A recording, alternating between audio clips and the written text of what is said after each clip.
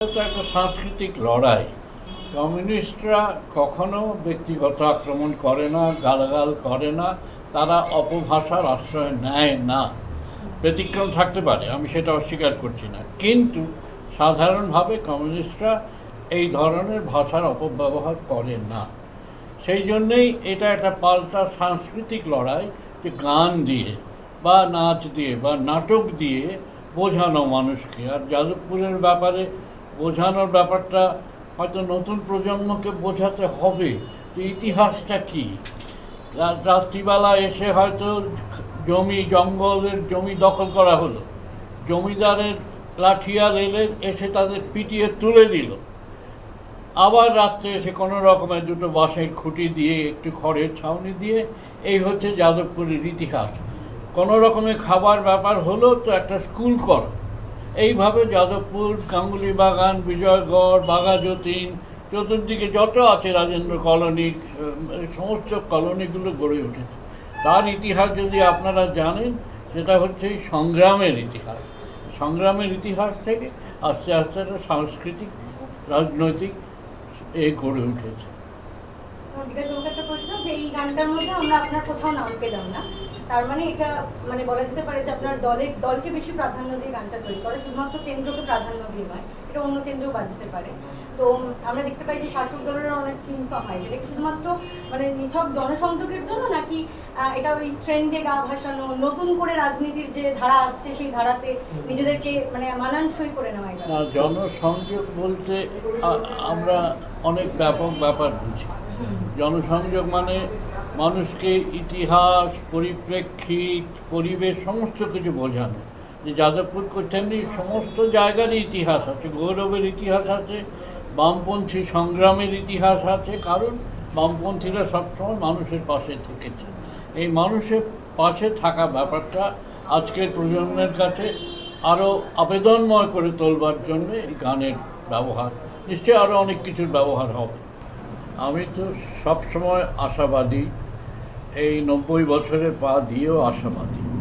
আর এবারে যেভাবে আমার তরুণ বন্ধুরা, বিকাশ নিজেও তরুণ বলে আমি মনে করি, আমার তরুণ বন্ধুরা যেভাবে আয়োজনটা শুরু করেছেন, আমি অত্যন্ত আশাবাদী যে এবার যাদবপুরকে আমরা ফিরে পাবো সেই পুরনো যাদবপুরে, যে যাদবপুর আমাদের সঙ্গে ছিল দৃঢ়ভাবে, কোনো বিকল্প ছিল না। তার আমি আশাবাদী।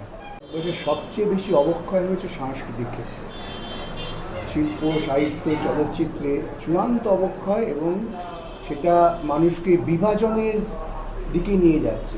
তার পাল্টা চ্যালেঞ্জ হিসেবে যা চিরকাল কমিউনিস্টরা করেছে, যে মানুষ একটা সংঘবদ্ধ, গোষ্ঠীবদ্ধ প্রাণী, তাদের বাঁচতে হবে সামগ্রিকভাবে সকলকে নিয়ে। যাদবপুরের বার্তাটা সেটাই, যেটা প্রথমে পবিত্রদা বললেন, যে সমাজ জীবনের সংস্কৃতি একটা খুব বড় আবেগ এবং অনুভূতি। যদি কোনো জাতিকে নষ্ট করতে হয়, প্রথম আক্রমণ করে তার সংস্কৃতিকে। শিক্ষা, সেই পাল্টা চ্যালেঞ্জটা আমরা করতে চাই। এই শিক্ষা কথা যেটা বললেন, শিক্ষা কোথায় চলে গেছে পশ্চিমবঙ্গে? চাকরি বিক্রি, দুঃস্বপ্ন, রাত্রিবেলা যখন মনে হয় ঘুম ভেঙে যায়, কোন পশ্চিমবঙ্গে আমরা আছি? তার বিরুদ্ধে পাল্টা এই লড়াইয়ের একটা বার্তা। এবং এই সমসাময়িক আবহটাকে ধরাও তো একটা সমসাময়িক আবহকে ধরা। কারণ আপনার প্রচারে আমরা দেখতে পাচ্ছি প্রথম দিন আপনার পোস্টার বেরোলো ওজি বিকাশ ভট্টাচার্য।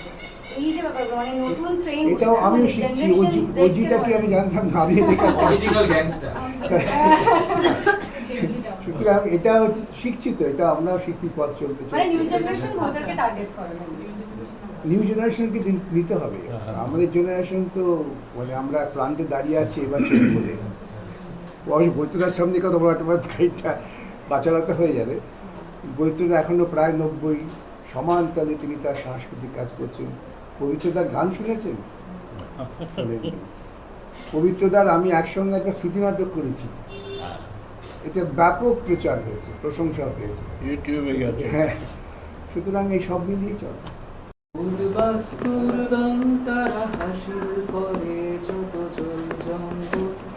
পাশাপাশি ঘেঁষা ঘেঁষে বসত করে এই যাদবপুরে করে স্বপ্ন সফল, প্রতিটি পাড়ায়, প্রতি জনপদে সাক্ষ্য রয়েছে সেই মেহনতে। এই যাদবপুর গড়ে তুলেছে তারা, কত রক্ত